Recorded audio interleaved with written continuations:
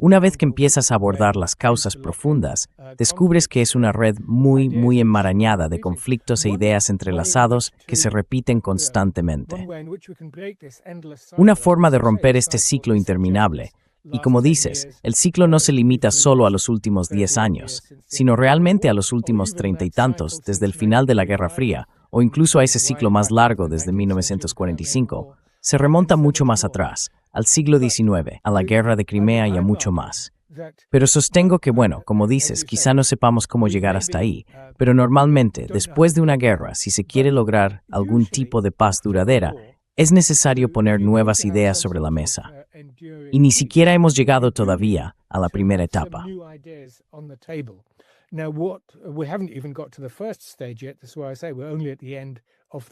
Por eso digo que estamos solo al final del comienzo. ¿Dónde están esas nuevas ideas? En lugar de nuevas ideas, tenemos a la Unión Europea y a la mayoría de las potencias europeas redoblando su fiebre bélica, esta virulenta rusofobia, la cancelación de Rusia, que incluso a Estados Unidos le parece excesiva. J.D. Vance, Hegseth y otros, no porque amen a Rusia, sino porque preferirían centrarse en China, que quizás sea el único elemento nuevo en todo esto.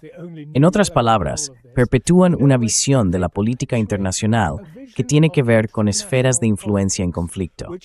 Como sugieres, si Ucrania no es un puente, entonces se convierte en una barrera, y así sucesivamente.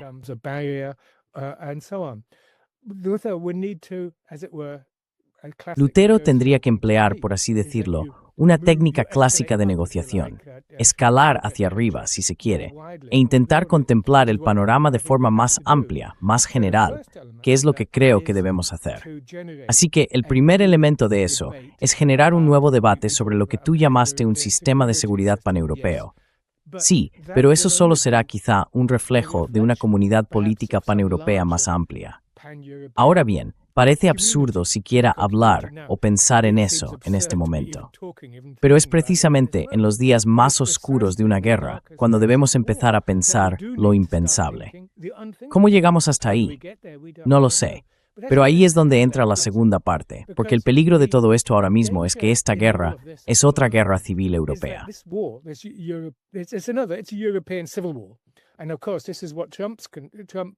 Y por supuesto así es como lo ven los trumpistas, por cierto, cada vez más, como una guerra civil europea endémica. Y de hecho, en gran parte del sur global se percibe como otra guerra más del norte global. Por eso tantos países del sur global no quieren tener nada que ver con ella.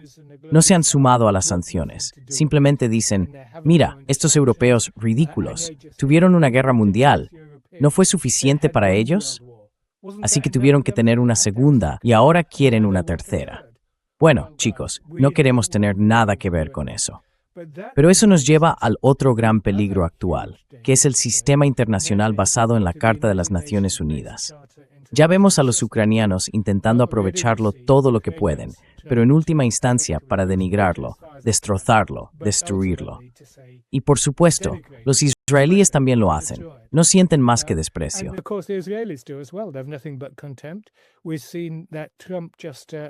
Hemos visto que Trump, solo en los primeros días de 2026, retiró a Estados Unidos de, ¿cuántas eran?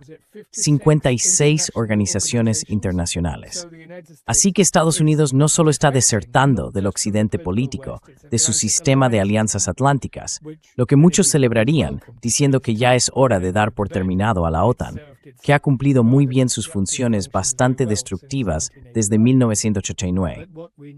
Pero lo que ahora necesitamos entender es que también está desertando del sistema internacional basado en la Carta, que Estados Unidos hizo tanto por establecer en 1945.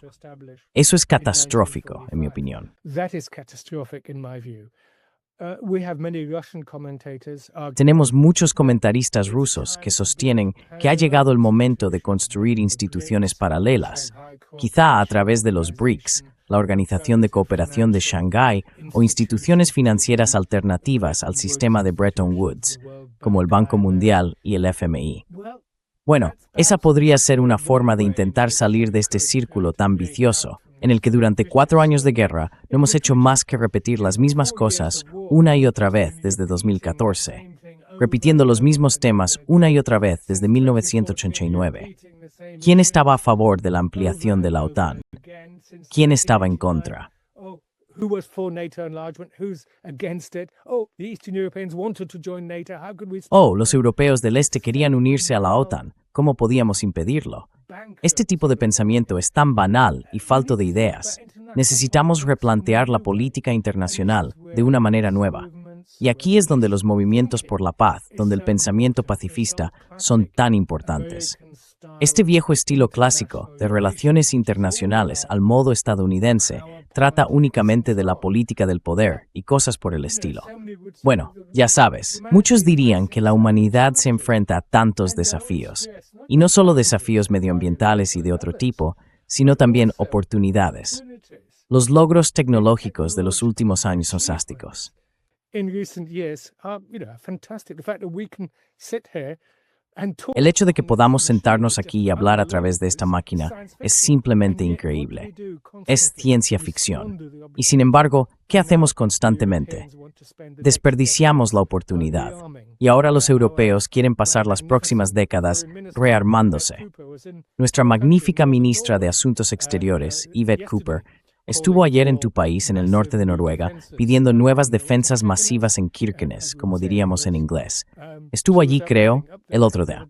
Y por supuesto, acabamos de enviar un enorme fuerza militar a Groenlandia, un soldado, para defenderla de nuestro aliado. Pero esto es, ya sabes, estamos llegando a un nivel de política absurda. There's no rose carries in its dosen and word dankel grothränks rich dem meanders the house. We sent two. Vale, bien hecho. No, it's not very impressive at all, but No, no es nada impresionante. Pero me pregunto si tienes algo de esperanza respecto a la nueva distribución internacional del poder, porque ahora que, bueno, en el pasado, al menos desde una perspectiva de realismo político, cuando el poder estaba concentrado en Europa, se podía suponer que la competencia entre las potencias europeas daría como resultado que se repartieran el mundo más o menos entre ellas. Así que, en cierto modo, tenía sentido. Podías tener una Europa fragmentada, pero aún así el centro del mundo. Pero ahora que la distribución del poder se ha desplazado drásticamente fuera de Europa, y esto es bastante evidente, también reflejado en la estrategia de seguridad nacional de Estados Unidos, en el poco respeto que muestra hacia Europa, hacia su relevancia, en una Europa así, realmente no podemos permitirnos estas líneas divisorias. we can't really have afforded these dividing lines. We're not the center of the world anymore. So if Ya no somos el centro del mundo. Así que, si hoy tenemos una Europa dividida, no es como después de la Segunda Guerra Mundial, cuando Estados Unidos intentaba fortalecer a los estados de primera línea y ponerlos en una buena posición. En cambio, una Europa dividida ahora significa que los europeos occidentales se vuelven demasiado dependientes de Estados Unidos y Rusia se vuelve demasiado dependiente quizá de China. Y esto permite a Estados Unidos empezar a convertir toda esa dependencia, ya sea económica o de seguridad, en lealtad. Así los europeos acaban teniendo que hacer todo lo que se les dice, volviéndose solo más débiles y menos relevantes. Se pensaría que si alguna vez hubiera un momento para que Europa intentara, para que hiciera lo que la Carta de París para una nueva Europa de 1990 pedía, sería ahora.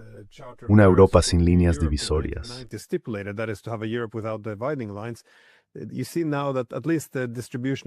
Ahora ves que al menos la distribución del poder lo favorece, porque después de la Guerra Fría puedo entender por qué optamos por el hegemón, es decir, los europeos se aliaron con Estados Unidos para que pudiéramos tener una hegemonía colectiva.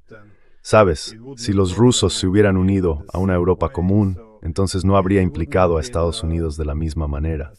Así que no habría sido un sistema de hegemonía colectiva. Había un fuerte incentivo ahí. Pero hoy el orden unipolar ha desaparecido. Simplemente no veo lo mismo. Desde una perspectiva estructural, ya no veo los mismos incentivos para mantener a Europa dividida como en el pasado. Quiero decir, desde mi punto de vista, volver a dividir Europa fue el precio que pagamos para mantener a los estadounidenses presentes y centrados en Europa. Pero si los estadounidenses de todos modos están restándole prioridad, ¿por qué estamos convirtiendo a Rusia en un enemigo? Realmente no tiene mucho sentido. Indeed.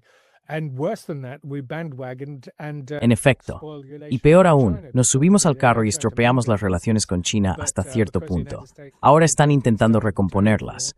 Pero como Estados Unidos inició la guerra de aranceles en 2018, Europa suspendió el Tratado de Inversiones en el que se había trabajado durante años, y así sucesivamente. En efecto, no tiene sentido. Lo que vemos ahora, claramente, es un desacoplamiento del sistema de poder atlántico. Pero como sabes, la estrategia europea es aguantar el temporal, intentar, por así decirlo, apaciguar la energía demoníaca de Donald J. Trump y confiar en que en 2028 sea elegido un nuevo líder y se restablezca la normalidad. Así que no veo que haya mucho pensamiento estratégico más allá de eso, salvo en un aspecto bastante perjudicial, que es el de crear un ejército europeo.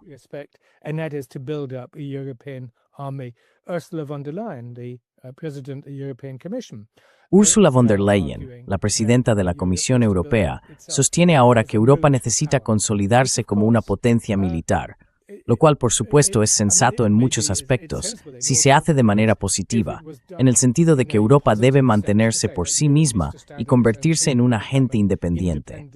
Pero ¿qué es Europa? El Reino Unido se ha marchado, Noruega no forma parte, aunque está muy cerca de Europa, pero no lo está. Esta Unión Europea, que una de las lecciones de esta guerra, es que a nivel funcionalista, algunos de los elementos de la Unión Europea se reproducirán en un nuevo formato. Pero esta Unión Europea se está reproduciendo claramente.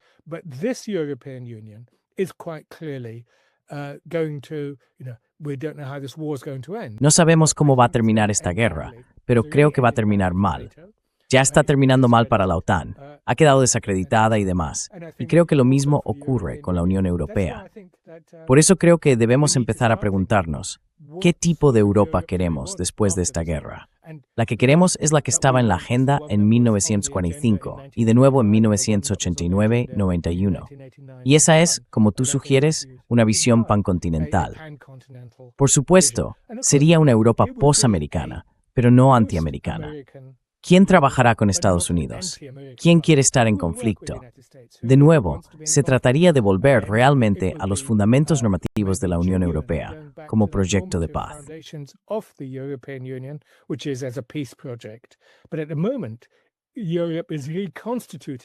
Pero en este momento, Europa se está reconstituyendo a sí misma, esta Europa posamericana, como un proyecto de guerra.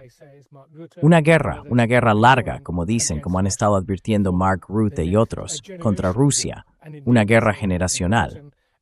Y de hecho, en el Reino Unido hablan de una guerra de toda la sociedad.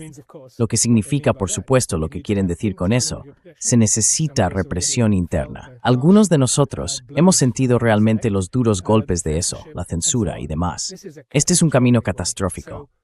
Por eso creo que es tan importante esbozar una alternativa, y esa es una visión genuina, progresista y pancontinental. Será difícil. Y dentro de eso, una OTAN reducida, una Unión Europea reducida y reconstituida desempeñarán un papel. Pero necesitamos algo nuevo. Ya sabes, una confederación noreuroasiática sería mi forma de plantearlo.